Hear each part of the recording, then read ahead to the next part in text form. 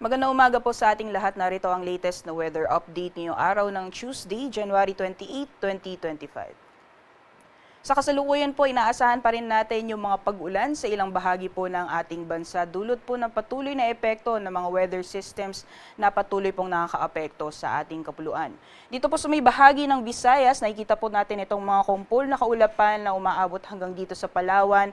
Yan po yung shear line o yung pagsasalubong ng malamig at mainit na hangin. At dahil po dito sa shear line ay asahan po natin na malaking bahagi ng Kabisayaan, gayon din dito sa Palawan ay makakaranas po tayo ng maulan na panahon ngayong araw. Gayon din dito sa may Mindanao, inaasahan din po natin yung maulan na panahon. Dulot naman yan ng epekto ng easterlies o yung mainit na hangin na nanggagaling sa karagatang Pasipiko.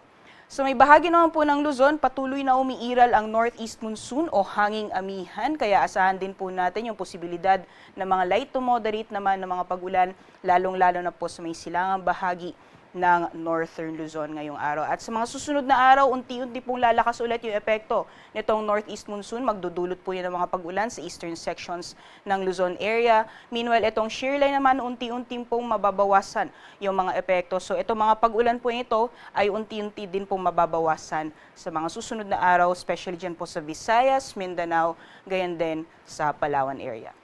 So alamin naman po natin ang magiging lagay ng panahon ngayong araw sa mga piling syudad dito po sa ating bansa.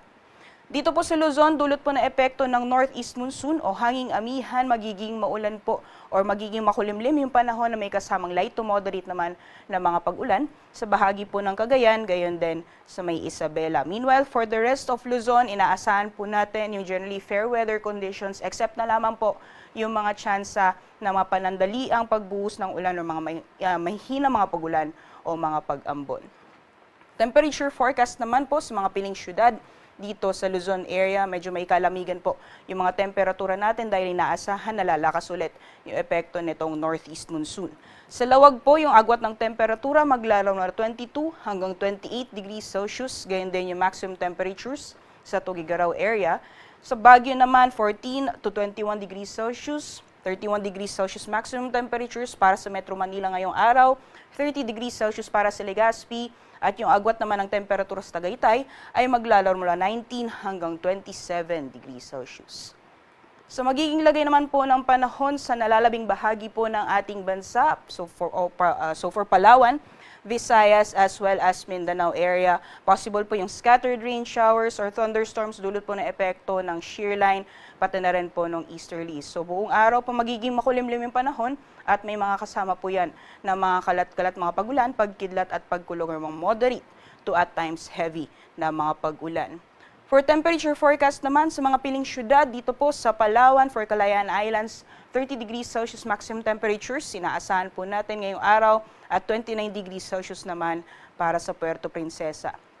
For Visayas area, sa Iloilo, maximum temperatures po natin naabot ng 31 degrees Celsius, 30 degrees Celsius for Metro Cebu, at sa Tacloban, maglalaro mula 24 hanggang 29 degrees Celsius. At para naman po sa Mindanao, yung temperatura po natin maglalaro mula 23 hanggang 32 degrees Celsius para sa Zamboanga, 30 degrees Celsius maximum temperature sa Cagayan de Oro, at gayon din sa Metro Davao na maglalaro mula 25 hanggang 30 degrees Celsius. Sa kalagayan naman po ng ating karagatan, meron po tayong babala sa matataas mga pag-alon or gale warning sa mga dagat baybayin po ng Northern Luzon, particularly sa mga dagat baybayin po ng Batanes, Babuyan Islands, sa mainland Cagayan, Isabela, at dito po sa western coasts ng Northern Luzon, dyan po sa Ilocos Norte at Ilocos Sur. Ibig sabihin po nito, inaasahan po natin yung maalon hanggang sa napakaalong karagatan, so delikado pong pumalaot, lalong-lalo na po sa ating mga kababayan na may mga malit na sasakyang pandagat.